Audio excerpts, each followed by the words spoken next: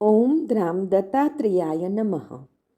દિગંબરા દિગંબરા શ્રીપાદ વલ્લભ દિગંબરા નો તારક મંત્ર આપનાર પરમહંસ પરિવ્રાજકાચાર્ય શ્રીમદ વાસુદેવાનંદ સરસ્વતી સ્વામી મહારાજે તેમના જીવનકાળ દરમિયાન મરાઠીમાં લખેલ પત્રોનો સંગ્રહ એટલે શ્રી વાસુદેવ પત્રબોધ સંગ્રહ, જેમાં સ્વામી મહારાજના અક્ષર પ્રસાદ રૂપે કુલ 292 પત્રો છે.